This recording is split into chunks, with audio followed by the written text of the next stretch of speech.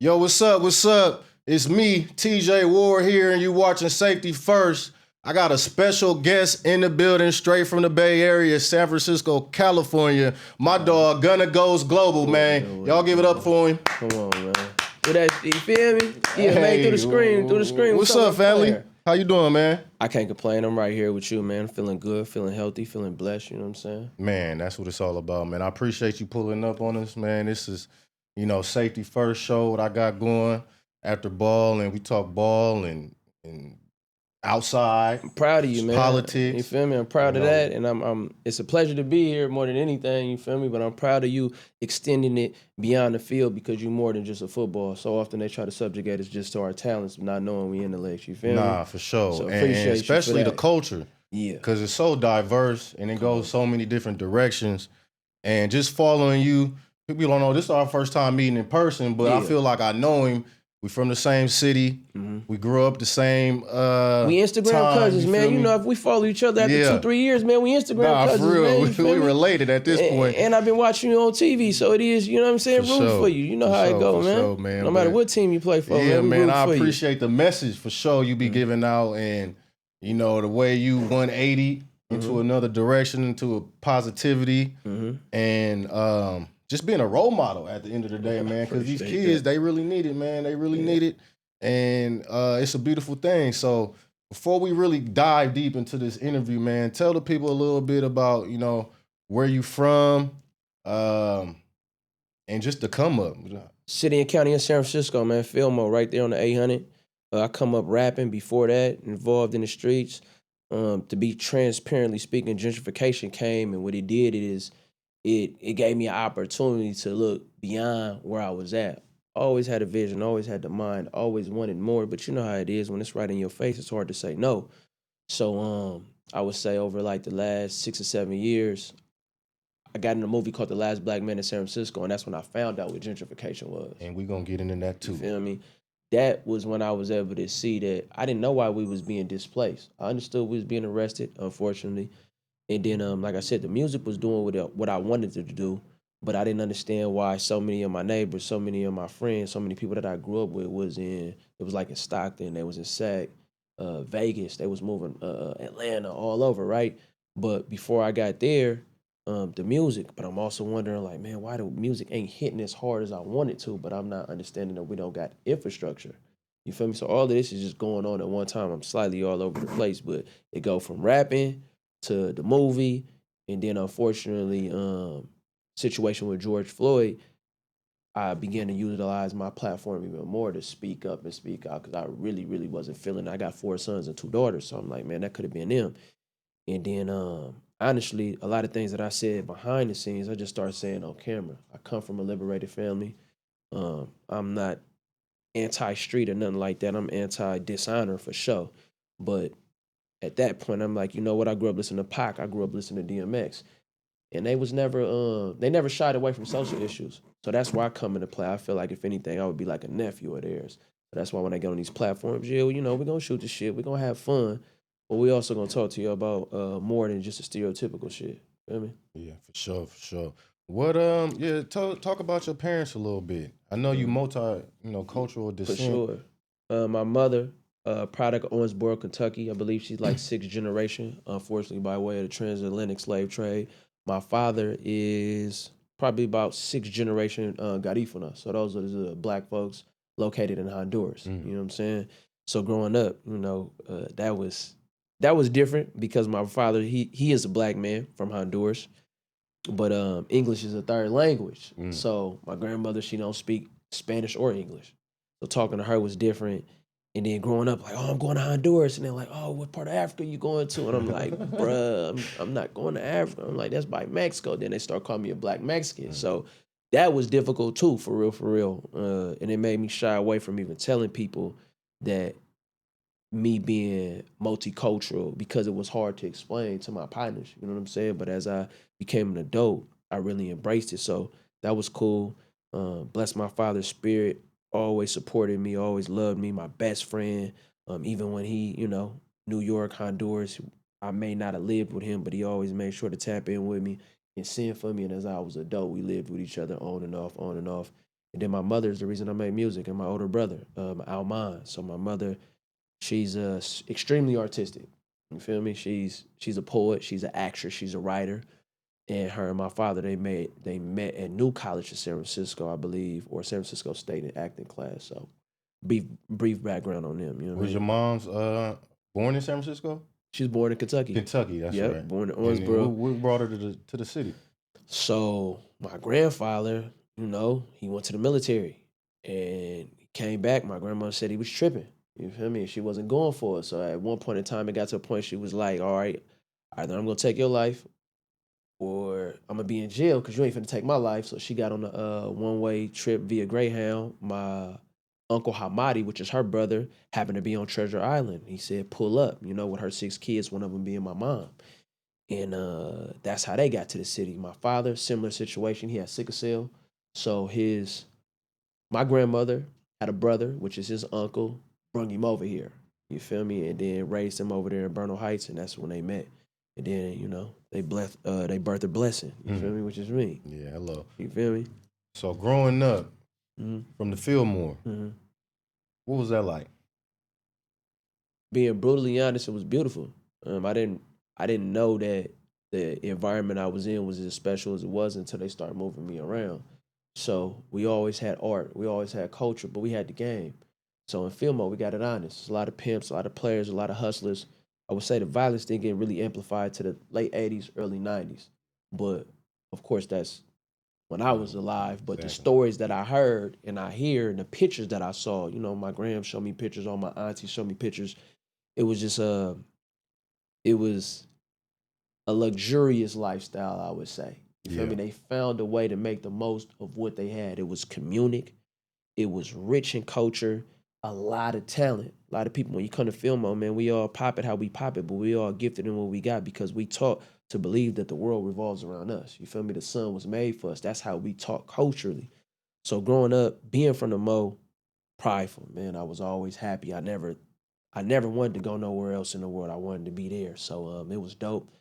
Exposed me to a lot, but we around the same age. So when you get a little older, you realize the ramifications of crack, and then you looking around and you're like, damn, man, it's kind of shady around here, man. I'm gonna have to figure it out. I had to get with it. You feel me? And I wasn't an athlete, so I played Pop Warner a little bit, but I was garbage and I knew it. So I'm like, man, I don't know what I'm finna do. Who you play for? I play for the Bombers. Okay. You know what I mean? I was supposed to play for the Hawks, but my mom was like, you can't be in Fillmore. You can't do nothing in Fillmore. Whoop. So Fillmore was a beautiful place. It still is, don't get me wrong, culturally, but we ground zero for gentrification. So it's continued gentrification, yeah, man. It's sad. Ongoing. Like I'm from Bayview, Hunters Point. Yeah. And like you bring the arts and the culture into it. Like I remember being in school. I went to Carver, George Washington Carver. Come on, man. And we always had African, art projects, learned, the culture of jazz, black inventors and all, just culturally educational. And then when we moved to Antioch, boy, it was like white bread. Crackers. It was a cultural change. And like you say, I didn't have nothing but happiness and fun times in Hunters Point. And like when I left, it was a disaster for me. So we left when I was about 7 years old, 8 years old, like that. And I used to always want to come back to my grandma's house, just come back to the city and be in the city because it was docile in Antioch at this time, right? This was kind of like the front end of the gentrification. I told him I never even heard of that city till I got older. I didn't know Antioch existed. Bro. Like I never heard of it. That's what I was telling my kids because they was talking about the BART. Yeah. I'm telling you, it's not a new city, but it's a new city to us. When my auntie moved to Antioch, it was like the Fresh Prince of Bel-Air. We was like, you got a house, you got a front yard, you got a backyard. We thought she was the richest person on earth. Yeah, man. It was like that. For real, it was like that. And then I remember the first time we stopped and went to the grocery store or something. Yeah. And I'm just like, where y'all got me at? First off, it took, as a kid, it seemed like you driving for 2 hours to get out there. It's a 45-minute drive, maybe 50 minutes. That's max. Definitely 2 hours. Yeah, in kid time, that's 2 hours. That's for sure. That's why I tell my kids too. I say Sac, because my grandmother ended up moving to Sac. I was like, it felt like 3 hours. Man, we thought it was going to another state. You go to sleep, wake up, you still ain't there. Hey, where are we going? Yeah, on the homies. What is going on? And it was hot. Bro, I'm like, y'all moved me to another planet. like straight up. But how did you stay rooted though? Because when I see you, it don't look like you never left. You feel me? You acknowledge both cities, but I can tell, like, I'm not sure if it's your upbringing or what, but you rooted. And most people that when they move other cities, they don't be like that no more. Man, I probably say my family, because like I said, we was the first ones in our family to move, so we would always be going back to the city, right, for a long time until eventually the whole family was out that way. Like my aunties, my grandma, everybody ended up moving out that way, right? My grandma was obviously the last one. She just literally sold her house last year on Ennis. And I'm like, I didn't, want them to sell it, but you know how that go. Yeah. So she literally is the last one to pick up and move that way. But, we were so deep in the city. Our family's so rooted in the city, man. It's just like, it's in us. Like, it ain't going nowhere now. Straight up, man. You may be a little different from my younger brother, but I just feel like, me going to school growing up for the few years that I was out there, it just ingrained. And in our generation, we was outside. So we all over the bay, rubbing off on each other. Yeah. And then when everybody moved to Antioch, it was like, shit. That's my cousin. Is everybody from Oakland, I remember you. Richmond, and Vallejo, everybody in one city. So it ain't that far. Yeah, man. It was just, that kind of happened so fast. Like, fast as hell. We went to being like one of the only black people in Antioch to, everybody was out there. Hey. Quick. I remember, man. So my mom, she went out there. She couldn't afford to get the house, but my auntie ended up getting the house, like I said. And when we got out there, man, we just couldn't believe it. And it was like, how can I, it wasn't a suburb. It was bigger than the suburb, man, because it was like these exits we never heard of, the experience we never heard of, the high schools was big, and there wasn't no violence out there. Coming from the city, man, it's gritty. That's another thing, coming from the city, we not, the stereotype that they got of us is the complete opposite when you come up in these black environments in Black San Francisco, bro. You already know. We come up from dogs, to slap boxing, to regular fighting, just all day, every day. You already know our culture is very hands-on, you know what I mean? That's why when you run into men from the city, we tend to be very militant, very masculine, and just very like, what's up? And it usually shocks people, and that's why they love us and embrace us so much, because it'd be like, damn, bro, for real, that's what type of time you on? And it's like, nah, no disrespect towards you, that's just how we rocking. Yeah, for sure. It was definitely, fighting was a sport. For sure. I'm going to tell you, like, when I was a kid, and it was like you would look forward to getting in the fight. That's a crazy mentality for a 7-year-old kid, 6 and 7-year-old kid. Yeah. It's like, who won it today? Straight up. And you live to talk about it though, you know what I'm saying? You live to talk about it. I ain't gonna lie, all the fights that I got into, none of them was to the point to where I felt like I couldn't get my get back. You know what I mean? It seemed like there was always somebody there to break it up. For sure. And it wasn't as bad as how they describe it now. Like, oh yeah, they make it seem like a fight is the end of the world. And in all actuality, come on, man, that adrenaline be going. You may have a busted lip, black eye, whatever the case may be, but it really don't be that. It look worse than what it is. Definitely do. You know what I'm saying? And then usually you be cool with the person. Unless it's like, you know. You saying? Till it got worse, but you just something you take on from the older kids, okay, they doing it, so it's something we gotta do. But yeah, man, it was, man, I ain't have nothing but fun and love in the city, man. It's the best city on the earth. That's I tell people all the time. Like, for a long time I couldn't root for the Niners. Oh man, which is crazy. I always think about that when people go to the league and y'all play for places that y'all not from, like. But it's in y'all though, you know what I'm saying? Like when you born and raised in the place, anywhere in the Bay, you're gonna be a Niner fan, you're gonna be a Raider fan. But of course, seldom do any of us get to play for the Raiders or the Niners.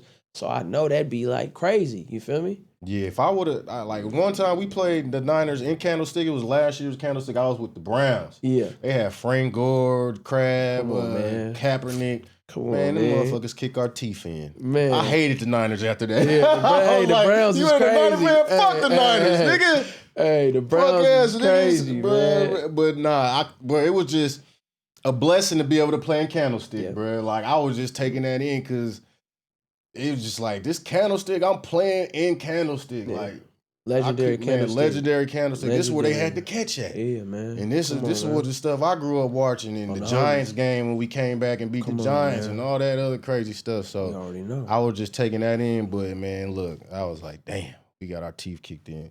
So outside of the Frisco, bro, when you moved to Oakland? I moved to Oakland around the end of 5th grade. They had me out there. So yeah, the end of 5th grade, I was out there, and I ended up going to school. Following year, I went to Carter. Mm-hmm. So Carter, I don't know what it's called now. I don't know what Carter's Yeah, they be called. changing. But the town is a huge part of who I am too because they embrace me. You feel me? Of course, I got to fights at school. That was the first time I ever heard somebody say San Francisco. You feel me? I'll never forget. Yeah, bro. Like they was like, "Where you from?" And then they said that, and I took off on him. Bing, bing, bing, bing, bing. Got And you. then, but it was cool because, like I said, everybody ended up being my partner at the school, and I understood. You know, that's just how it is. It's just like you come to the It city. be like You that, bro. feel You me? end up getting into it with somebody, end up being your partner All of them, all the man. time. All of them. Everybody that ever fought in the town ended up being my partner. Well, specifically North Oakland, you feel me? So the town was good to me. It was the first time that I had seen black home ownership and like black teachers, black mailmen, black garbage men, like black people doing things outside of like the muni and the post office, you feel me? Because you know, coming up in the city, that's pretty much, you know, you gonna fix a car, you gonna have the odd and end jobs. But when I was in the town, I was able to see black folks from one end of the spectrum to the other. So it was amazing to be honest with you. And this is when I used to have this Muslim bakery on Pablo, and you go in there, you know, the woman would greet you. They used to make carrot cake, just all type of stuff. It was a lot of structure. Don't get me wrong, I definitely lived on a dope spot. Hindsight, you feel me? I didn't know when I first moved there, but the town was real good to me.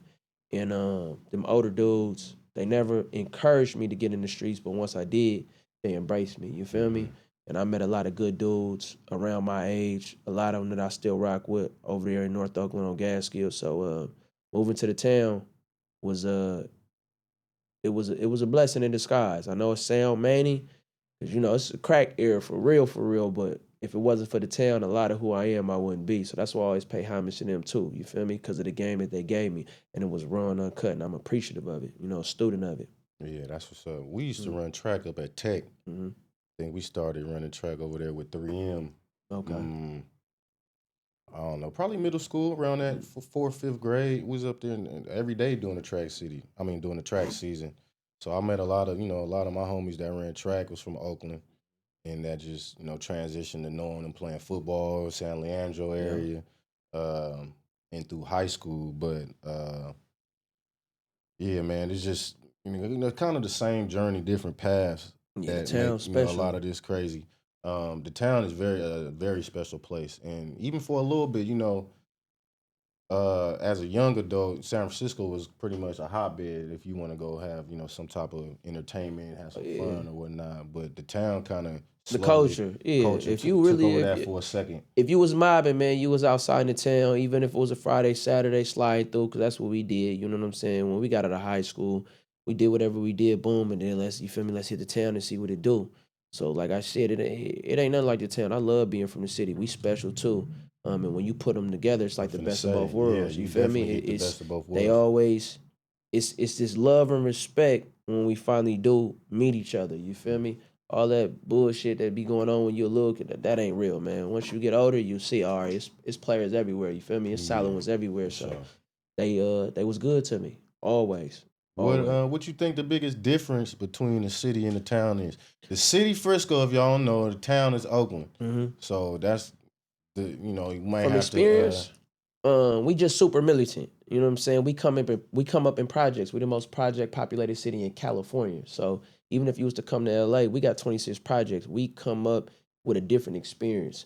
And I say that to say like they come up with, oh, my grandparents own a home. You was blessed for your grandparents to own a home. But the majority of us, honestly, man, we come from projects, lower income and Section 8 because they didn't allow our people to buy homes. It was a lot of redlining. So if you wasn't in a point or maybe Filmo before they did the weird stuff, like you didn't get a chance to buy a home. Opposed to the town, I heard at one point in time in the East, when they had white flight, houses was going for $1. That's what my mama husband told me. Said houses in the town was going for $1, which is why I'm like, damn, it all makes sense. So the biggest difference, I would say they more braggadocious. You feel me? Emphasis really on the East, but the town in general, they more braggadocious.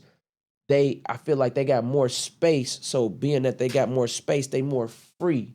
You feel me? They more like it's not an A, it's more like, you know what I mean? What's going on with you? yeah. You feel me? We on the same hype, but we more contained. We more to ourselves. If you in a point, you're in a point. You in Sunnydale, you in Sunnydale. You in Fillmore, you in Fillmore.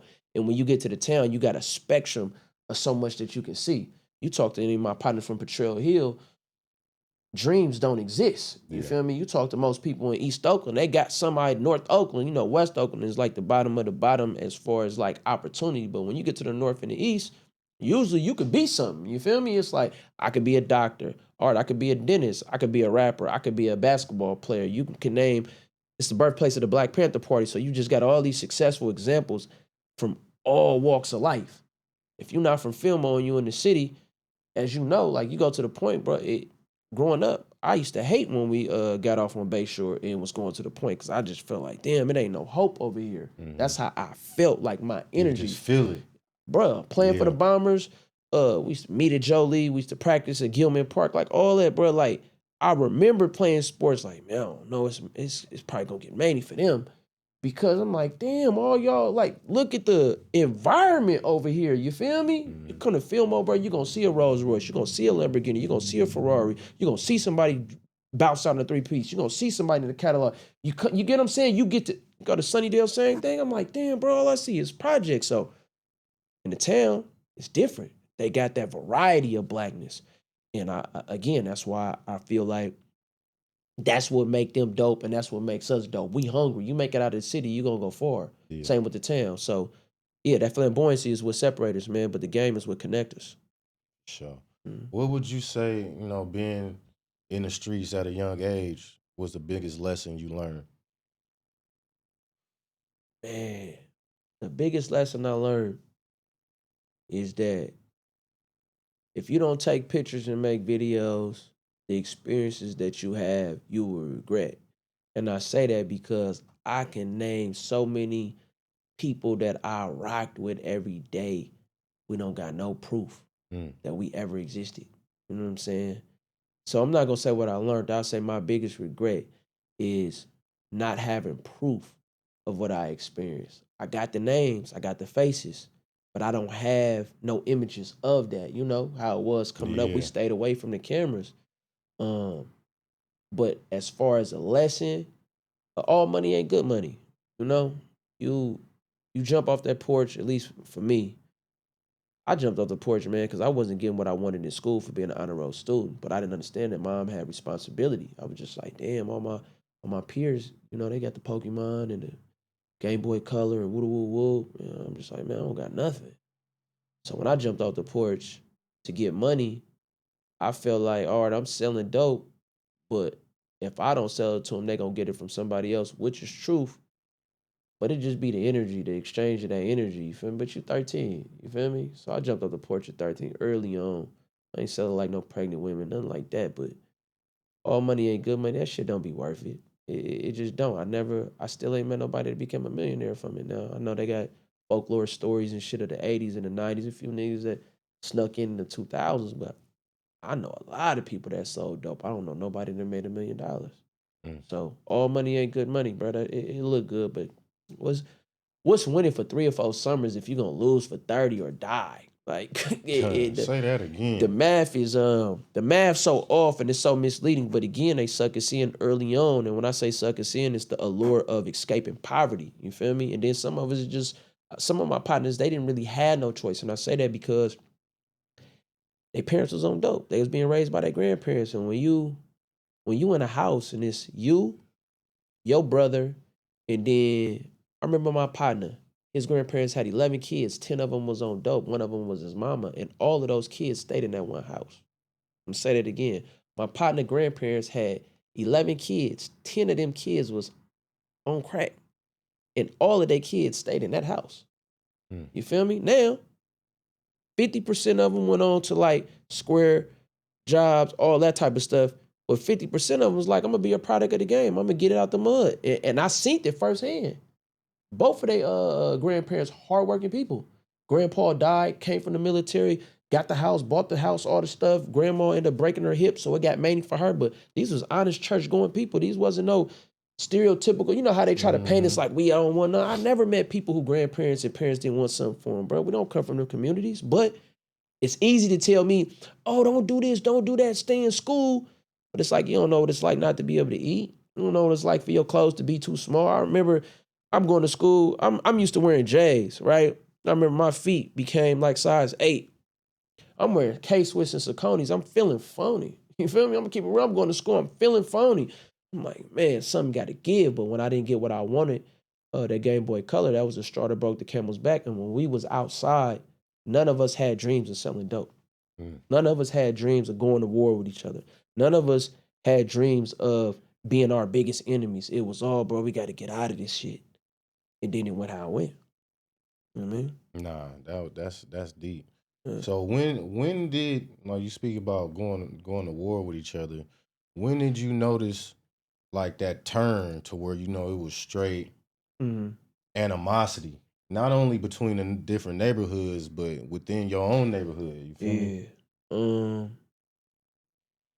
Hurt people, right? And this is all hindsight. If you would have asked me this 20 years ago, I would have gave you a different answer, but now I'm able to assess it and really break it down, right? Who was the first person to pick up a pistol? People start picking up pistols like 13, 14, but it was like a deuce, 38, deuce 5, shooting in the air type shit. It wasn't nobody trying to actually hit and kill somebody, you feel me? So I was saying around 17, 18 is when I noticed, all right, not only is niggas rocking, but the animosity that you talking about. As an adult, I don't know, he may have got molested. You know what I mean? His daddy may have got killed in front of him. His mama may used to get the blood beat out of her. So how you want this boy to get access to a pistol and then be a friendly person? This is all hindsight though, you feel me? Nah, straight up. So it's things that you get exposed to as a child and then you become older and that saying, hurt people. It makes sense to me now. A lot of my partners, not all of them, but a lot of them, mama was on dope. And I don't know what it's like to see my mama sell her body. I don't know what it's like for my mama to come in and I gotta sell her dope so she won't go buy dope from somebody else and compromise herself physically. I don't know none of that. But a lot of the times the shooters, the killers, and all of these players that are involved in the streets, man, if you listen to their story, a person could watch a movie right now and cry. I'm talking about really be like, I can't believe it. They died. My favorite person in this sitcom. Man, this is real life. People out here is really going through this shit. So they don't put no context to it. It's always just everybody has a choice. Yeah. Technically, everybody do got a choice. That's technically, right? But when you compound the stress of survival at them ages, that's when you get the outcomes that you get. Most of the best athletes, they didn't go pro, bro. They got distracted. I know as an athlete, I'm pretty sure it's like, bro, he was raw. He was raw. But it's like, nigga, go to class. Nigga, gotta sell some dope. Go to class, man. I'm trying to mess with woo. Go to class, bro. It's more on their mind. You feel me? And if you don't got a village around you, to protect who you are, you become another one like the other one. So 17 is when I realized, oh man, That was what, like 03, 04? 04. 04. It was okay, like, niggas gonna come up short. People had already started getting popped, but it was around 03, 04 that I realized, bro, like, oh.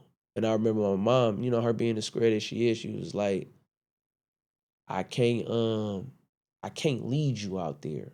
I don't know the answers, but if you stay alive and free long enough, you'll figure it out. I was a small dude, probably like 130. So my interpretation of that was like, you need to go pick up a pistol. And that's what it was. Of course, she didn't tell me that, but in my mind, she was telling me you got to survive. And we in an environment to where I don't care how much you pray, how blessed you are.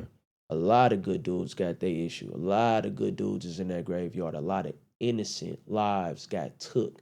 And that's what I saw early on. So I'm like, man, you gonna get with this shit or you gonna get treated like you with this shit. So yeah. That was as early. far as you, like, even if you Proximity, doing man. everything the right way. My dog, my best friend, my brother Terrence Kelly, rest in peace, doing everything right. On his way to get a scholarship, about to leave Oregon, murdered because it's some bullshit. Bullshit. And it always be bullshit. In it. And that's just how the Bay is. Like you said, we right on top of each other, city to city, neighborhood to neighborhood. You may cross somebody here. You might see him at the summer jam. You might see him in the city. You can see him LA, anywhere. the Bay, New Orleans, we got all of these stories of innocent men, unfortunately women too, but majority men who got their life took. Look at Boys in the Hood. Ricky didn't do nothing to nobody, bro. People be thinking these movies just be movies, like Ricky didn't do nothing. If anything, Doughboy should have got it, and then Ricky should have got the scholarship and lived for his brother. But these movies got parables, and what it is people don't understand, bro, no matter how pure your heart is, how innocent you are, when you in proximity to war, there is nobody that's innocent. That's what people don't understand. And when you turn these environment in these communities into battlegrounds, anybody can get it. That's just what it is. You play a video game right now, play any video game. Once it's war there, it's war. You don't say, all right, I'm doing my Dougie and nah, you wetting the whole house. And this is just a video game. So what you think is gonna happen in real life? And that's the context of the unfortunate reality that too many of us face coming up in these marginalized communities, because when it's war, right now, you could be the best person on earth. Put a hoodie on and I put you in Compton, I put you in Long Beach, I put you in Watts, I put you in Inglewood, South Central. You look like somebody that they're trying to get on. That's what it is. So it ain't, oh, God wanted this shit. God ain't got nothing to do with what's going on, man. It's the devil doing, bro, for sure. But again, we don't know that. You know what I'm saying? Until we get older, if we get to live to be older, you know what I mean? Yeah, and that is shit, like you said, because there is consequences and repercussions to the street life. You feel me? You said I've seen in a couple other platforms you did, some people dead, some people end up in jail, some people end up with lifetime, injuries or whatnot. So I'm gonna just ask you, you don't gotta go too deep into it, but what was the injury you sustained to your eye? So probably like 20 years ago, I was in a van. I had got out of the jail probably like 6-7 months prior for a case.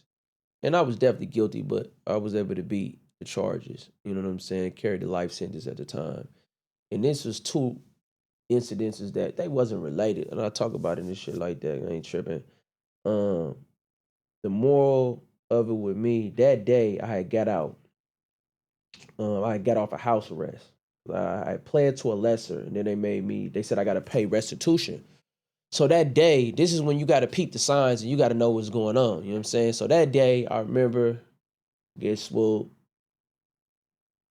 slide the door open, get some, my partner like, nah, give him a pass, boom. Later on, we ended up getting a drop on somebody, sitting on dude, he with his kid, give him a pass. There's two things, right? So these just two red flags. After either situation, I should have just went and parked my game, but I didn't. And then I remember that night, I don't eat fast food. So it's another thing, I don't even eat fast food. My parents, they ain't raised me like that. I don't drink soda, none of that type of stuff. So that night, we in the van, and it's probably like 2 in the morning. Burger King and Fillmore stay open till I think 3. Corner stores close at like 1:30. Maybe 2 on a good night. You feel me? Back then. So I'm gonna keep it a buck with you. I'm falling asleep. They like, man, go in the house, go in the house. I'm like, nah, man, I'm thirsty. I want some water. Corner store closed though. I would have went to the store and got some water.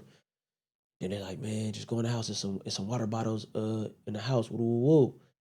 I'm like, nah, I'm not trying to wake moms up. Rest her soul. Denise, at the time, she stayed on the second floor. Of course, she didn't care about me going in there and getting no water or no ice. She don't care. She been around, you know what I mean? That's moms. But I'm just being super considerate. That's how we treat it. You know how when you got a moms or grams on the block, it's just super considerate. Just, you know what I mean?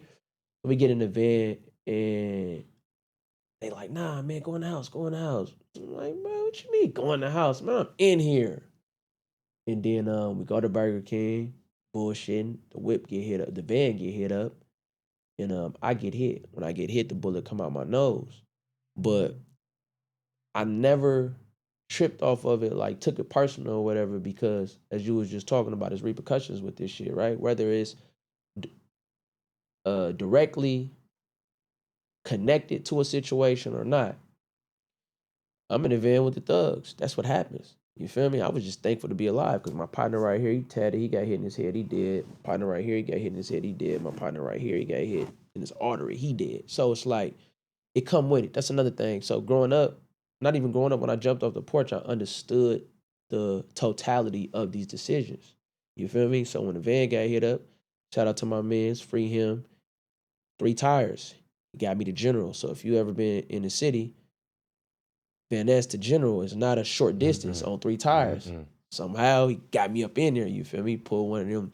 It was like, feel this out. He's like, man, fuck, feeling all that out. Man, he finna die.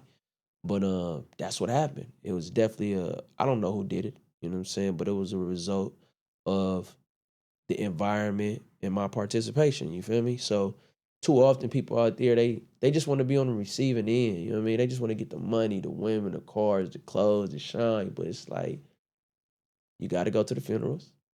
You got to go to the hospital. You got to go to jail. You might lose a limb. You feel me? You might lose vision. You might lose your sanity. You feel me? And you might get an early grave. So go back to what we saying earlier. It don't balance out, but this all hindsight. You know what I'm saying? It don't balance out. It's crazy the hindsight you get with age and wisdom and understanding. Like this leads to that, and this may be the reason why. But when you in it, you can't see none of that at all. No matter what it is, the streets, sports, being a kid, all that stuff. It's just, damn, you get a whole nother viewpoint and you understand it. Even being out of football, looking at it now, I see certain things like, damn, I wish I would have seen this shit when I was playing. This shit so much easier. You feel me? So, let's get on to the little professionalism in the music game, what they like to call it for a few reasons. And it sucks that everything in what we deal with got to be a game. So we can talk about the rap game or music business, whichever one you want to talk about. Okay, the rap game, music business. Let's talk about. Well, I want to talk about the rap game and specifically, the influence of one of your favorite artists, Tupac, on the world. Right, Tupac is probably the biggest artist in the world ever, besides Michael Jackson. That's a fact, right? And how much the Bay influenced him to become who he was, bro.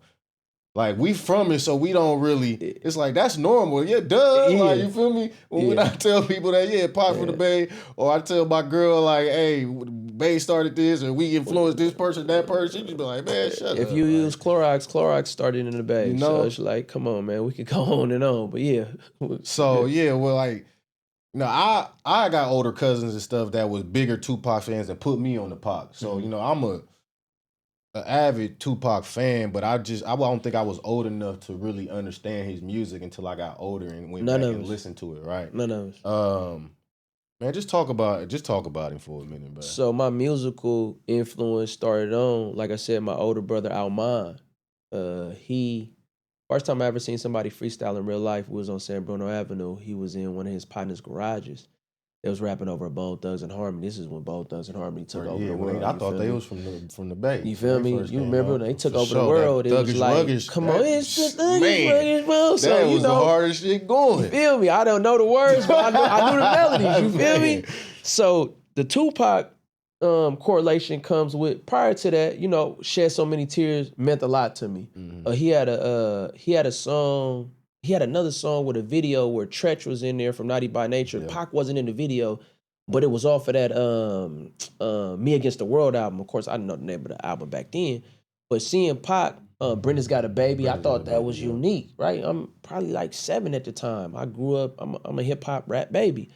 So every time I seen Pac on the screen, it just resonated with me. It wasn't the lyrics, it was the energy. You feel me? Yeah. And then my brother, when he left, I know you do.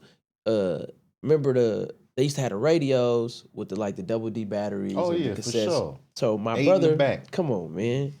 So my brother, he had left All Eyes on Me. Pac was still alive. He had left All Eyes on Me there. He had left his radio. So that's the first rap album. It happened to be double album that I listened to front to back. So when I listened to it, he had a song on there called Shorty Wanna Be a Thug. Around that time, I could relate to it, not because I wanted to be a thug, but just because I understood what it was like to be in an environment that wasn't favorable and living in the home at the time that was, it was super shady after my parents split from me. So I just really resonated because I felt like Pac was talking to me. And I was like, man, you got all this money and you still representing for us. You feel me? So with Pac, you fast forward, You could look at Tupac before the Bay, you could look at Tupac during the Bay, and look at Tupac after. If you go to the Bay right now, you will see people with mannerisms like Pac because that's what we produce. If we go to New York, there's no Tupacs. If we go to Baltimore, there's no Tupacs. If we come to LA, there's no Tupacs. These are all the places that people say, oh, Pac this, Pac that. He got a different spunk. His mother is a product of the Black Panther Party, which originated and was founded in Oakland. So people don't understand that the Black Panther Party's teachings transcended beyond any geographical space you want to put a person in. Pac is a product of Oakland. Shout out to Richmond too. Shout out to Marin. Pac is a product of Oakland, and he said, if I'm gonna claim anywhere, it's gonna be Oakland because that's where he got it from. That's where he found the home. That's where his. Go and look at Pac before the Bay. It's not that spunk. Look at him when he's in Marin. He's cool. He's more artsy. He's more on the artistic spectrum and everything. Once he gets to the town, lock in with Richie Rich, lock in with everybody that's, you feel me, in the town, they season him. And it's certain places that do that to you. You go to New Orleans, I'm assuming, New Orleans got that type of, you feel me? Compton got that kind of, you feel me? Certain New York. But when you come to Oakland, man, it's just different because again, it's the birthplace of the Black Panther Party, and it's the mecca of the modern liberation. So it's different. Why you think everybody got locks? Why you think everybody? It's so many different aesthetics that come from the town. So when Pac got there, he was at home. And then they'll tell you, if you go right now and look on these platforms, everybody that's from Death Row, they're going to say, Pac brought that from the Bay out here. For real. Pac is the one who turned Death Row up. I'm not saying Snoop Dogg ain't one of the biggest rappers to ever do it. I'm saying that it's a big difference between Bow Wow Wow, Yippee Yo, yay, and two of America's most wanted. Hello. You feel me? And shit, I heard Snoop say, man, Pac brought all that fly player shit to Death Row to where we was really moving like mobsters and living like Corleones and doing all that. Which, that's Oakland, that's Frisco, that's Richmond, that's Vallejo. Even though back to the 213, I heard him say he got that from 415. That's a fact. We pioneers, but the thing is, we unsung heroes. We are the people that people get the ideas from and they give credit to at the end. But a majority of this shit is created in the image of the Bay, and the majority of the music industry is created in the image of MC Hammer, E40, and Tupac Shakur, and in modern times, Mac Dre. I'm gonna take it to sports. This is a sports show, sports culture. We talking about Bill Walsh. All the prime doing? Time Dion and all that. He got that from Hammer. Come on, man. That's Oakland. All the suits and must be the money That. He damn near popping his collar in the video. This a fact. Who did he link up with? He didn't get that MC from Hammer. Atlanta. He got that from Hammer being in Atlanta. Come on, man. Doing all that. Who else was in? Come on, Too Short was out there, man. Deion Sanders looked at MC Hammer, and people don't give Hammer, shout out to MC Hammer, man. I know we're going to get back on Pac. They don't give Hammer the credit he deserved because he was so far ahead and he did it bigger than anybody has ever done it to this day. Because if you adjust inflation, you will see what Hammer made, upwards of $250 million. And we talking more than that, because it was a quarter B back then, I think. So we talking about maybe $750 million that MC Hammer was able to generate without busting nobody's head. He had cartoons. He had commercials. Movies. He had All movies. that. Everything that people criticizing him about is what they doing now. So again, that's why when you come from the Bay, we always say you got to give us our credit because we are the visionaries. We are the ones who see beyond what's going on today. So when Pac came out here, even though we're not out there right now, but when Pac came home, you know what I'm saying? He also realized there was a ceiling. You feel me? Had somebody from the Bay bailed him out, he would have still been there, but they didn't. So when he went to LA, who did he bring? He brung the Rapping Fortes of the world. Yes, sir. He brung E40, C-Bo. Be Legit, C-Bo, D-Shot. If you look at All Eyes on Me, he got New York cats on there, but it goes from the top of California to the bottom of California. Be Rapping Forte. Only God can judge me. You got to understand, we got the spunk. So they got the lights, but we the ones with the blueprint. And shout out to the whole Southern California, shout out to LA, but you know how we give it up, man. We not paying for nothing. You feel me? And another thing is, these are our siblings. We got the same daddies, but different mamas. So it ain't never no bad blood, and people misconstrue it. I rock with my paternal siblings, real tough. You know what I'm saying? The thing is, though, we are constantly saying, hey, look, We the only place that don't got blood, Crips, and Pyrus. And it's not because we better than y'all. It's because we originally mobbing. So when we meet y'all, it's like, oh, them our cousins. Nah, them our siblings. Mm-hmm. Young blood. You cut off the young, that become a blood. What's up, cousin? You cut off the sin, it's a cuz. People got to understand they literature come from the Black Panther Party, and they've admitted it. They've told you. We became Bloods, Crips, and Pyrus and began to organize in our communities after the Black Panther Party got not invaded, but they got filtered and broke up. Yeah. So when it comes to Tupac is the greatest to do it because he said, man, you know what? I ain't throwing up the Bay. I ain't throwing up LA. Cali. I'm going to throw up a W. Yeah. So he put 30 million people together, and you can never surpass who Tupac is because he also transcended beyond age. So when I made Since 96 for him, it was because it was just a lot of disrespect. I realized, like, okay, people clout chasing in the name of Pac. They speaking down on him in the name of Pac. It was certain artists that was speaking on him, and I didn't understand the angle because I'm just like, man, George Zimmerman is around here living. Meanwhile, y'all got this animosity towards Pac, make sense. And then it was dudes who, you know, they be quick to, Pac wasn't a gangster, but it's like, nigga, I'm a gangster, so what's up? You know, I carry that. Just like we running back phase in the pen and on the streets, it's like, so what's up? And it's not a nigga that didn't criticize Pac that did more than me in these streets. And I'm looking at the camera because there's so many of y'all here who be doing whatever y'all doing for them clickbaits and all that. Stop playing with niggas' names though. And we got to protect our legends. We got to protect our icons, whether it be Dr. King, Malcolm X, whether it be, you know what I'm saying, Michael Jackson, whether it be Tupac, whether it be Mac Dre. You feel me? They are worthy of being protected in the absence of their physical form. Mm-hmm. You feel me? So yeah, Pac go crazy, and he had a lot of love for LA. He made to live and die in LA. So I definitely want to challenge a lot of brothers out here, man, to stand up for what y'all believe in and what y'all grew up listening to, man. And the disrespect towards Pac is really a disrespect towards the region and towards the culture in totality. Just go from New York to here, man. Pac was bigger than the coast. Pac was bigger than that beef that he had towards the end. Pac's vision was to see us as a people self-sufficient. You feel me? Pac's vision was to squash whatever they had going on and then make it one. Mm-hmm. Pac was bigger than the end of his life. He made some mistakes. Yeah, for sure. He had no business participating in that melee. You feel me?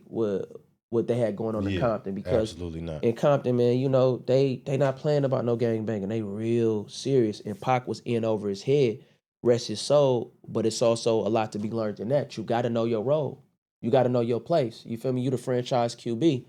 You're going to have to go out of bounds, my boy. You know what I'm saying? You're not finna be able to go head up with no linebacker or no safety. And then, you feel me? So with Pac, you know, I always defend him because he was a defender of us. And that's us meaning the voiceless, the hopeless, and those who come from the bottom and those in close proximity to it. Yeah, we ain't going to get another voice like that. You know, whether it come through, you know, political activism or through the music. You know, it's only a few people that's been able to speak to a whole people and get them to move. On the homies. You know what I'm saying? GLD. And move as one, and they hate to see that. Yeah, you know that's dangerous. That's very dangerous. But the Bay influence, you know, even from Master P, and I love it because there's a lot of insight to how much the Bay has, you know, influenced world-renowned artists, right? Even Master P, from getting all the game in Richmond and taking what he got in Richmond and turning up the South and turning it to South, right? Zaytoven turned Atlanta, up for sure. The new Atlanta is turned up by Atlanta. He come from the city. Master P turned up the South, and we're not saying we know Rap A Lot existed and the Dungeon family existed. We know all that, but everybody know what Master P did for the South, and everybody know it come from Richmond, California. Richmond, and Cash Money. Going off of what No Limit did, right? Shout out to Cash Money. So I just had a little interview with Wayne the other day. And we was talking the same language after the interview, right? It felt like Wayne was from the Bay. Yeah. Remember, we chopped it up with him for 30 minutes after we did the Gridiron show, you know, on Arena's Gridiron. But, man, that was crazy for being like such a fan of Wayne to interview. Living legend, man. He another one who don't get the credit he deserved for a few different reasons, but I'm teaching my son about mixtape Wayne now. Man. You know what I'm saying? Like, You got different levels of Wayne. You got album Wayne, you got feature Wayne, you got Feature Little Wayne, Wayne, you for got sure. Weezy F Baby, and you got mixtape Wayne. And these is all different careers that it's nobody alive that is better at making rap music than him. Now you may have people more financially successful, longer careers, more plaques, and it's all different metrics. But when you put Lil That's when Wayne, you talking about the music business. you feel me? You know what I'm saying? And it may be, but if you got locks, not being funny, even though the town got it popping, Lil Wayne the one who brought that to everybody. The face tattoos, he may have got it from the cholos out here in SoCal, you know, in LA. He may have, but he the one who broadcasted it to the world. He, you know, Houston, we already know they had the cup, but he the one who brought the cup to the world. You know what I'm saying? Wayne brought a lot positive. Well, I'm gonna say a lot of influence that it cannot be denied. And Tupac did the same thing. Of course, he's not a Pac because he's not social like that. But when it come to Wayne and they be having top 3s and top 4s and top 5s, like at what point in time did any of those names become bigger than Wayne? I mean, better than Wayne at rapping. There's not a rapper that's alive right now who did what Wayne did between '04 and '08. I don't care how many gold, platinum, or diamond plaques they got. There's nobody alive that did what Lil Wayne did between '04 and '08, man. Nobody. Alive. Come on, bro. So they don't give him his, you know, they don't give him his credit for whatever reason. They try to, the industry tries to proclaim who it should be when they have no control over that. It's the culture. Bruh. The culture, we gonna crown who is the man. Come on, man. And it's like you said, from 2000 to 2008, 2010, everybody know hands down is Wayne. Ain't nobody have a bigger influence in rap than Lil Wayne. Nobody. Period. And he has 5 different careers that all stand alone, and there's nobody who can beat any of them. Who is beating mixtape Wayne? There's nobody. Who is beating feature Wayne? There's nobody. Now, we can have a debate about album Wayne, but all right, I'm going to put Carter 1, Carter 2. I'm going to put Carter 1, Carter 2, and 500 Degrees against anybody else 3 albums. For sure. You feel me? Easy. Anybody else. You know what I'm saying? That's alive. Like I said, I'm putting emphasis on alive. And we're not talking about the icons of it. We're not talking about the E40s and the Snoop Dogs and the Nas and the Jay-Z, because them is like upper echelon, Too Short, Ice Cube. We're not talking about them dudes. That's what longevity. I mean? That's a whole different, you know what I mean? Like we talking about Wayne Pierce. That's what we talking about. Wayne Pierce and below. Like, come on. Even then, you gotta realize Wayne came in at 16. Come on, but man. He going against grown men who got 10, 15 years of game and experience over. The block is hot. You know what I'm saying? The block is hot. But that's what happened also when you have a lot of guests in the culture. We got a lot of people, man, that speak on hip hop and rap, and they not even of the culture. So it's no appreciation there. There's no due diligence.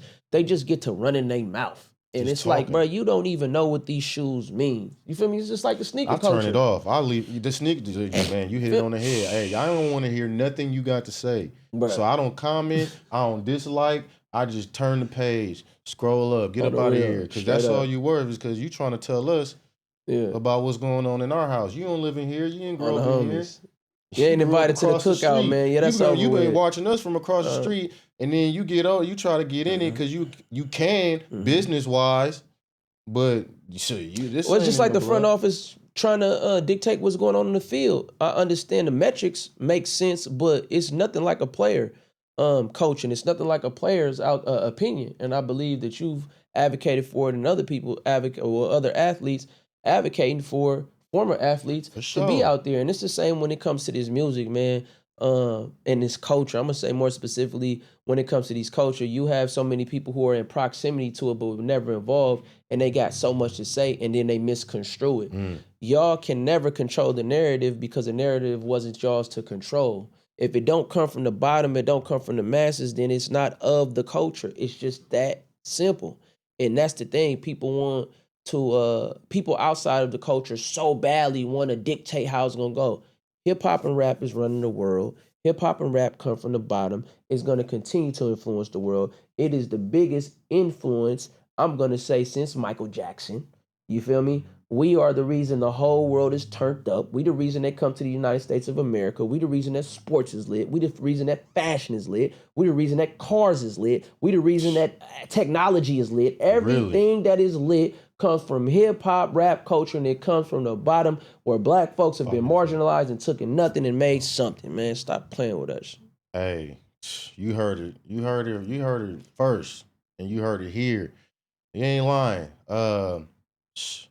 And Look, I ain't that's what we talking do, about, man. like, Safety just first, black man. people. I'm talking about the Bay still. I'm still talking about the Bay. We still talking about the Bay, though, man. You understand me? Yeah, man. I'm talking about the Bay. We talking about global. We talking about the Bay and what goes global, man. Gunna said it, not me. When I tell y'all, it don't just be me talking about this shit. When they say everything started the Bay, I don't be lying. I don't be lying, man. If you ever wear a pair of jeans, man, just know it started in the Bay. Everything.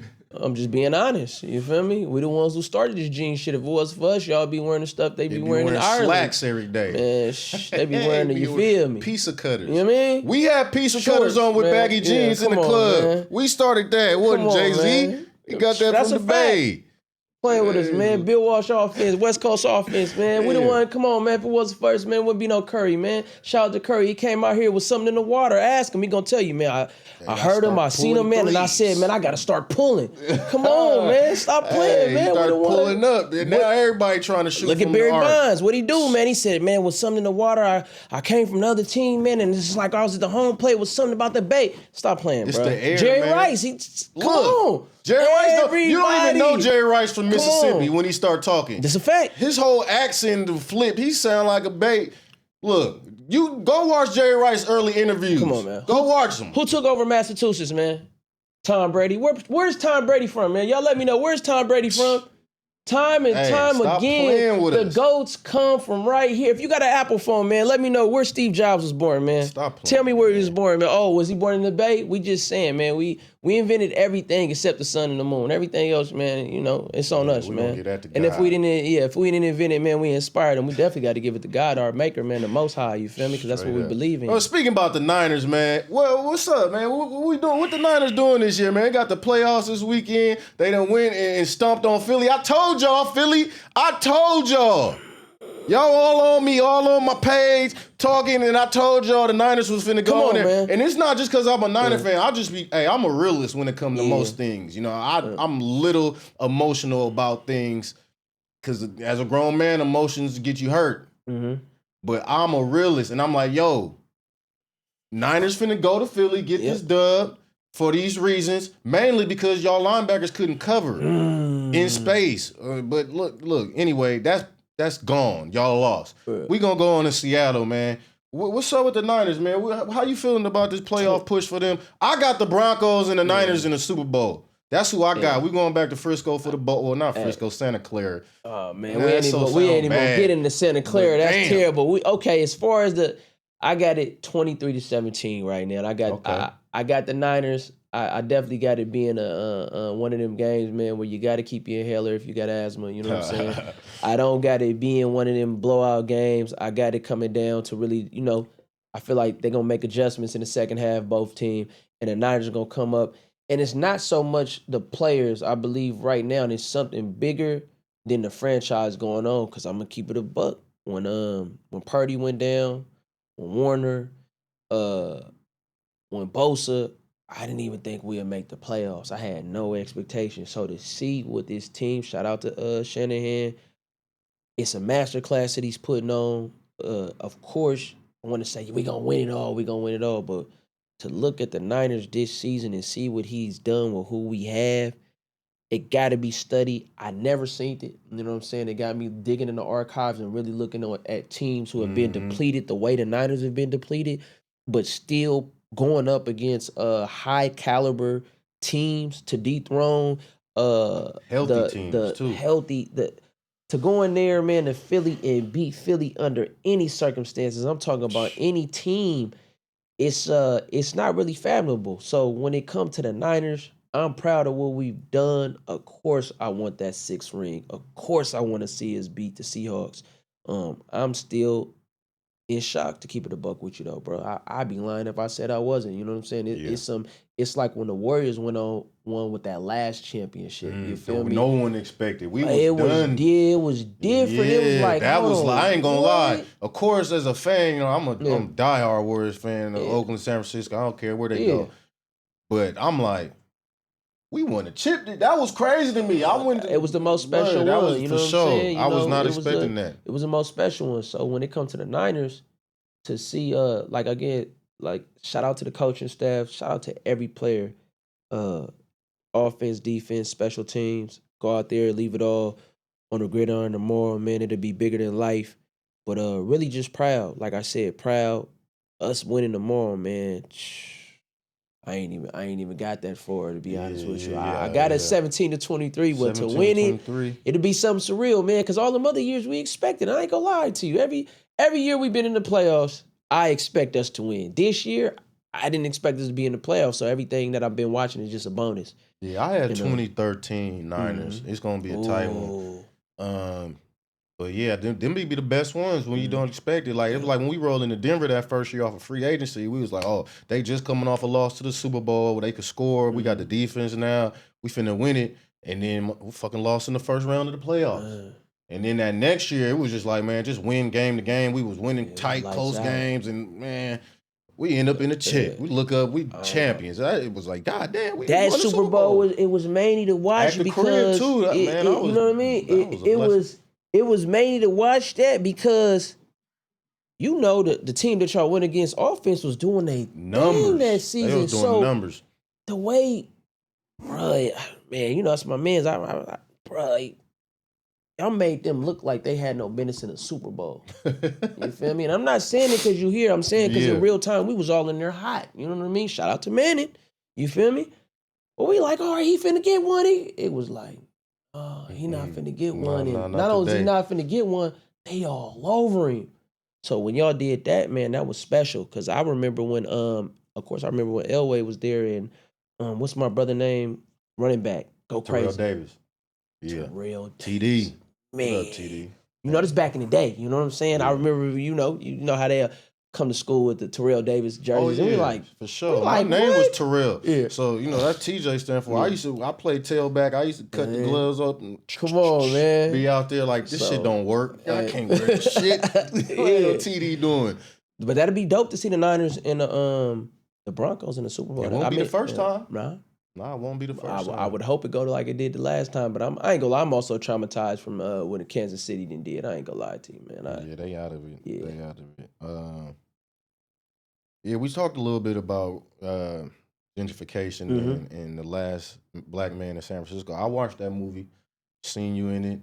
That I don't know if I had knew of you yet or not, but how was that experience? Because it was like they hit the spots in the city, and I was like, "Oh, yep, I know that spot. Yep, I know that. Yep." It was dope because I got to represent a place I love in a way that I stood on. Because originally we had different names. You know, the not the director, but some of the writers, they gave us like names from the '90s, and the dialogue was like L.A. So when I was there, I spoke up and I was like, "Listen, we don't use them names no more, and we don't talk like that." I'm like, "You damn near gotta let us improvise on the corner." So when you watch that, they refer to us as the Greek chorus. The reason why it's so authentic because it was. It was like hot mics on, do what we do. You know, I've been standing on the block 8, 9, 10 hours a day. So, you know, same with Millie from Sunnydale. So that was easy. But the experience, it exposed us. And when I say it exposed us, we was able to go into spaces that we hadn't been in before and really understand the financial wealth that was in proximity to us in the city and county of San Francisco. It don't matter if you grow up here, bruh. If like we used to go to Cali Foods growing up, you know what I mean? We used to go to Foods Co. We wasn't going to no Whole Foods or Rainbows or nothing like that. So it's like the movie exposed us to gentrification, but not only did it expose us, it let us know, oh, this is what they was talking about on Boys in the Hood, right? Yeah. So when you look at the movie Jimmy, you know, talking about his father and the home ownership, but it was way deeper than the surface. It was really about San Francisco on the brink of losing its culture and then us fighting, you know what I mean? Because Black San Francisco is a very special place. We really go crazy on all fronts. We are a gifted people. We are a special people. We are a talented people, you know what I'm saying? So being in the movie and getting to play myself with Tashina Arnold, Mike Epps, Danny Glover, it was like, I grew up watching Martin. Of course, I grew up watching Next Friday. Of course, I seen Danny Glover. So it was a great experience. And Joe Talbot, man, he utilized his privilege, for us to have the best experience possible, man. He never tried to like censor us. Nothing phony, nothing fugazi. Shout out to him. Shout out to 824 and Plan B. And then we got to go to Switzerland. We got to go to the UK. We ended up going to the Netherlands, and we ended up going to France, all by way of the movie and Sundance, winning an award there. Former President Obama put it on his like top 20 list or 50 list of movies. So it was just lit. It was a beautiful experience, man, and one I'll never forget. Very thankful for it. You know what I'm saying? And bro ended up blowing up, being the Marvel guy. What's the Come on, man. with Megan Good? Come on, man. He go crazy. What's his name? Jonathan Majors. Shout out Jonathan Majors, man. You know I've been rooting for you the whole time. From these females. You feel me? Straight up, man. Hey, you know that's a serious issue, but that shit was funny. Yeah. I ain't gonna hold you. Man, he cool dude, man. Yeah, he's still cool. You see how far he elevated, and when that weak ass shit took place, man, I was just disappointed because I'm just like, that's all it. That's all it take, and that wasn't even nothing. That was nothing. So it's like I'm happy you didn't got your mind right. You with a sister, man, staying rooted. Hopefully y'all going to have, you feel me, a beautiful family and all that, and you bounce back 2 or 3 times bigger. So that was dope being around him because he's a method actor. He stayed in character. He never came out of character. It was never hey, how you doing? Never. He stayed in character, and then every role that I seen him take after, same thing. He's one of those dudes that on set, any way that he interacts with you is going to be based on the character, but not even eventually, you grow a respect for it because it's like, damn, bro, you even drinking coffee like the character. You feel me? How far from his real person was he from the character? 1000%. 1,000 off? Yeah, he like me and you. Oh shit. Yeah, he like me and you. He's like me. Like when we seen him at Sundance when he was out of character, regular dude. Oh, that's super crazy. Down to earth, super cool, culturally based. All of that, but he's a method actor, so whenever you catch him doing he did a hell of a job in that role, man. I enjoyed that movie a lot. Anytime I could see the backdrop of the Bay Area, specifically San Francisco, that's how I like watching a lot of movies in the 80s and the 70s. Come on, because they man. did a lot of movies with Dirty Harry and Another 48 Hours. I love to see the city in the movies, man, because I could watch a movie with anybody and be like, hey, that's where I'm from, and not boo boo boo. But all right, man, we gonna get up out of here a little soon. But I got a question, man. I'm gonna go a little internet viral type conversation right now. It's this big fuck the streets movement, right? Yeah. Being a man that's been in the streets and progressed from the streets, but obviously I'm rooted. I'm a lifetime how you feel about some people saying that? And then I kind of got another question specific to the Bay, but you go ahead and answer that one first, and then it can never be fuck the streets because the streets is the foundation of what we've got going on. And when I say what we've got going on, the culture, when you look at the church in the beginning, it's people from the streets who went and built them churches. The streets originated after 1865. You got the Emancipation Proclamation. It was a place for black men to actually get jobs. We congregated there because it was illegal for us to read. So we would congregate and have verbal conversations for us to see, hey, bro, they got a railroad being built. Hey, up north, whoop, whoop, whoop. Up west, they got whoop, whoop, whoop. So when you hear people say fuck the streets, it's fuck the rats, fuck the child molesters, fuck the rapists, fuck the elderly abusers, and fuck anybody that's transgressing against other people when they know what they signed up for. So if it's fuck the streets, renege on it, and then go out there and denounce what you've done and denounce what you've made money off of. It can't be fuck the streets when it's not in your favor. It needs to be fuck the streets when it's in your favor. Another thing is, when you compromise who you are and then the house comes burning down, you can't be surprised. If you ever do business with a rat, if you ever do business with a child molester, when you ever do business with a rapist or a scumbag or anybody that you know is under that umbrella of dishonor, you can't be mad when it go the way it go. You understand? That's why they say everything done in the dark must come to the light. So it can't be, I'm mad at a rat for being a rat, even though I know he already ratted on somebody else. And another thing is, it's nothing wrong with people not being in the streets. This is not what that's about. This is about people being on the up and up from the jump and keep that energy from beginning to end. Me, I'm not finna compromise who I am to do business with somebody that I know ain't good. And then when it don't go in my favor, now I'm crying wolf. You feel me? So you see niggas on the internet, oh, fuck the streets. Now, am I saying, do I want your sons in the streets? Nope. Don't want my sons in the streets? Nope. Don't want they sons in the streets? Nope. But I'm not gonna be hypocritical and get up here and say fuck the streets if the streets pay for my kids to go to private school. I'm not gonna say fuck the streets if the streets pay for this mansion I'm in. I'm not gonna say fuck the streets if they the ones who pay for my grandmother to get the best health care she can possibly get. I'm not gonna say fuck the streets if I'm taking my wife all around the world and benefiting from something that come from the streets. You know what I'm saying? If I'm gonna say fuck the streets, I'm gonna say fuck the streets by funding some basketball and some football, some boxing and everything for the youth. So now I'm giving them an opportunity for them to actually say fuck the streets by funding it financially. So I don't support nothing fake like that, man. If you really feel that way towards the streets, let's get proactive. It's a lot of black boys and girls out here underserved, underfunded, a lot of schools out here that can use help, a lot of after school programs that can use help. It's a lot of churches out here, you know what I mean, that got a good message, but they may not be able to have the visibility that they want. And it's a lot of folks in the streets that actually mean well, a lot of businesses, a lot of restaurants that when you say fuck the streets, then let's say love entrepreneurship or something. It gotta be a pro to that con. So me, I'm a product of it. And Malcolm X is a product of the streets. You know what I'm saying? Tupac Shakur is a product of the streets. And if you didn't know, a lot of successful people, Jay-Z is a product of the streets. So you niggas got to be mindful when y'all say this weird ass shit out of emotion or I guess not getting your way, man.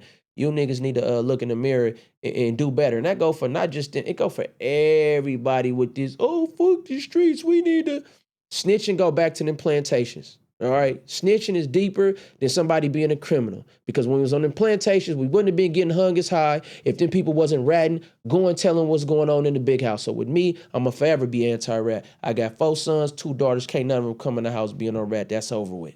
You feel me? Don't be telling so it's deeper than you that. handle it. Shout out to the ancestors. All the time, man. That was a great answer. You feel me? First thing.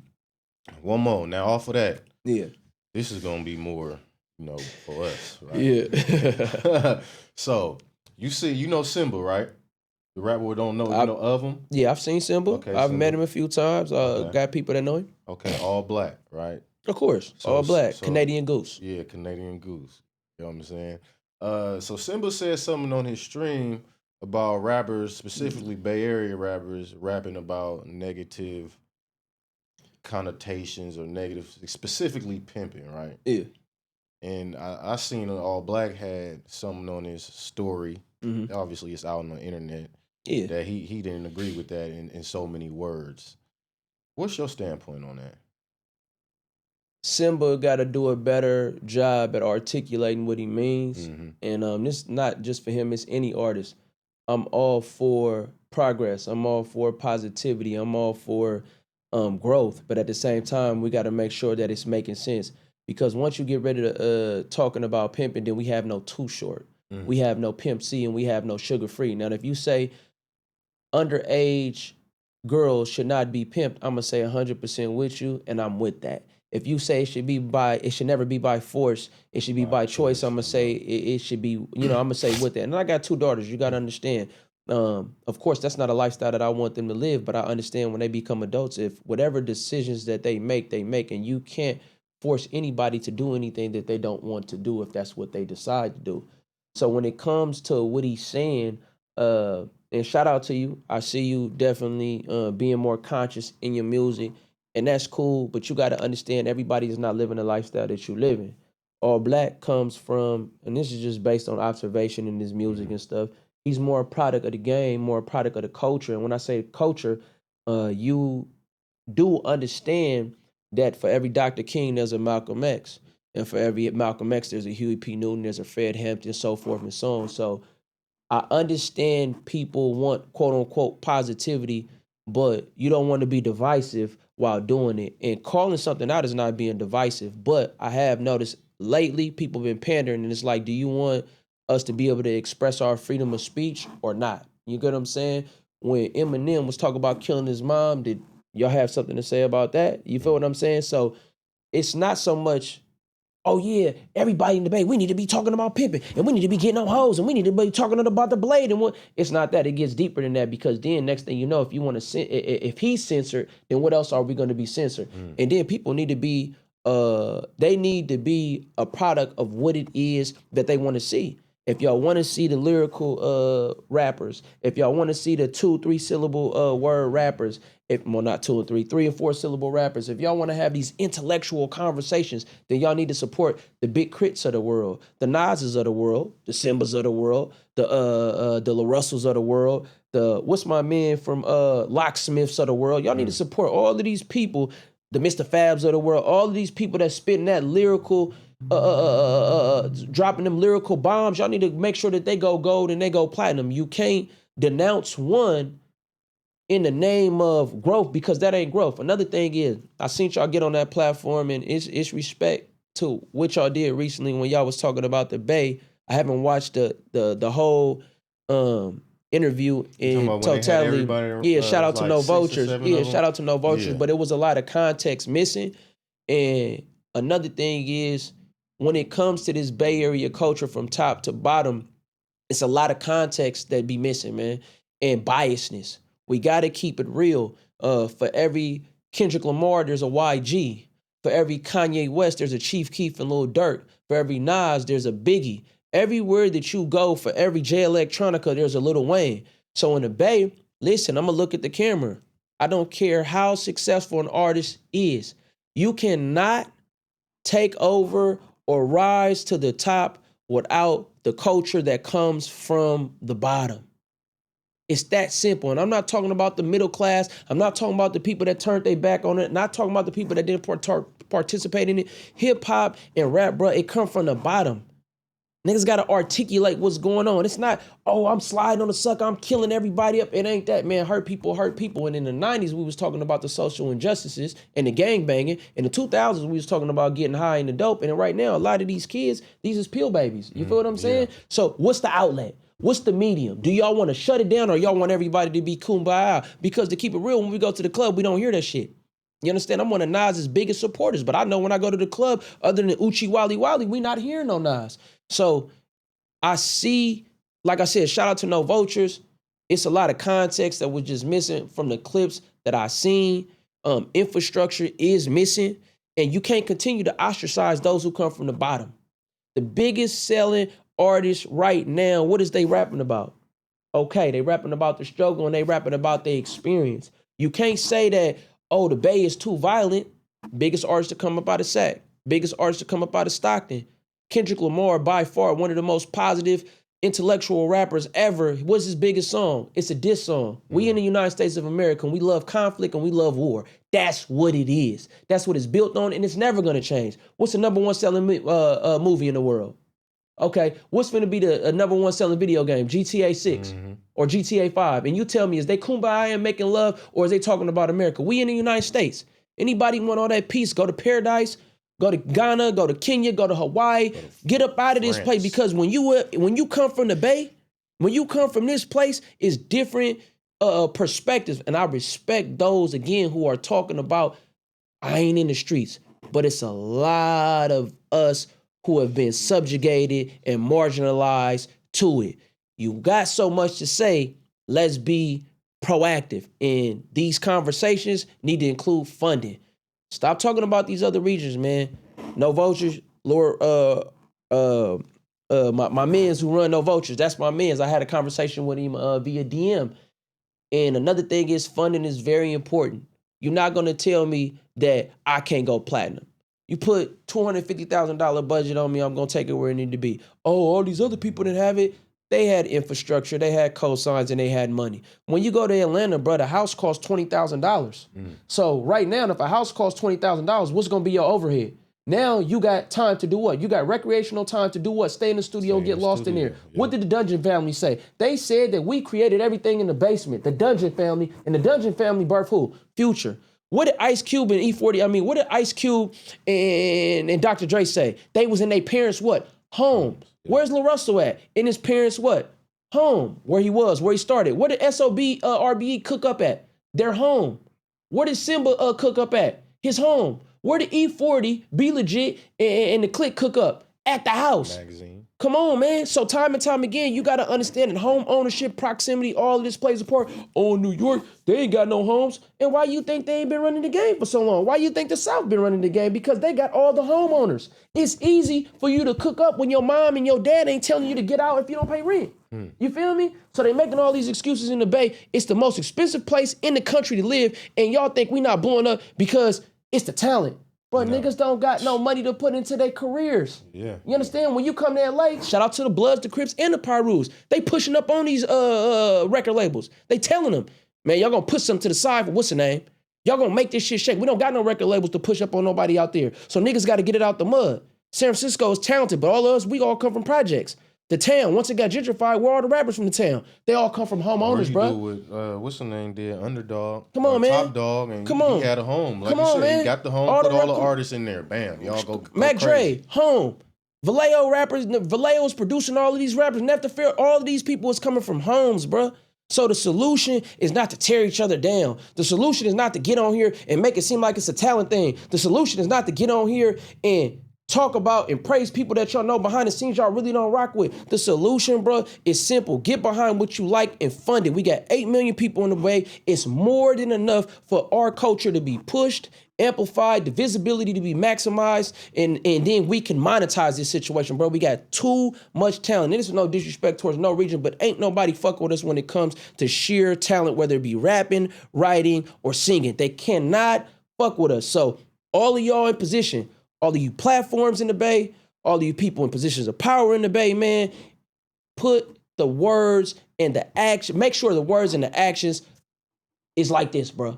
We in the infancy stage of this renaissance. I want to see gold plaques. I want to see platinum plaques. Mac Dre said, I'm turning on the TV and I'm not seeing you niggas there. So let's, you feel me? So let's turn on the TV and see niggas there and stop hating, man. Shout out to everybody doing their thing. Every name that I just mentioned, man, it's respect for what y'all got going on. Shout out to All Black. I understand what he's standing on, man. He's saying, man, I'm standing on 10 and what I'm standing for is what I'm standing on. Simba, that articulation, that delivery, my nigga.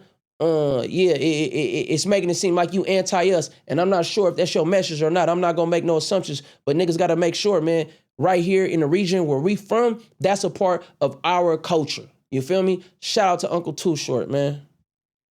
And we gonna leave it at that, man. Look, hell of a message, man. Hell of an interview. I appreciate you coming through and giving, man, so much game because they needed it out here, man. They need to hear from the past, they need to hear in the present, and they need to hear where we going in the future, man. Hey, GunnaGoesGlobal.